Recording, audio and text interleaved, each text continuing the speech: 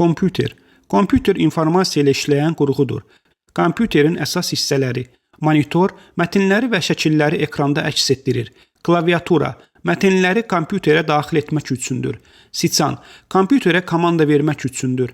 Sistem bloku, burada müxtəlif qurğular var. Kompüterin yaddaşı və prosesoru burada yerləşir.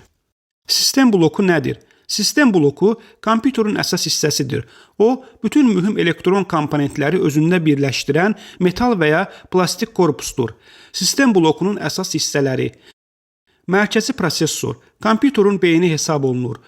Bütün hesablamaları, əmrləri və proqramların icrasını həyata keçirir. Ana plata, bütün komponentləri birləşdirən əsas lövhədir. Prosesor, RAM, videokart, yaddaş qurğuları və digər hissələr bu lövhəyə qoşulur. Operativ yaddaş, kompüterin qısa müddətli yaddaşıdır.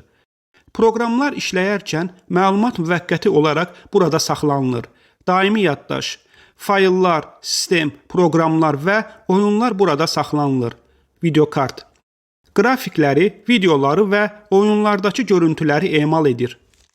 Qida bloku, elektrik enerjisini sistemin bütün hissələrinə ötürür.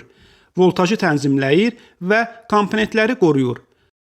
Soyutma sistemi, prosesor və digər hissələrin qızmaması üçün ventilyator və radiatorlardan ibarətdir.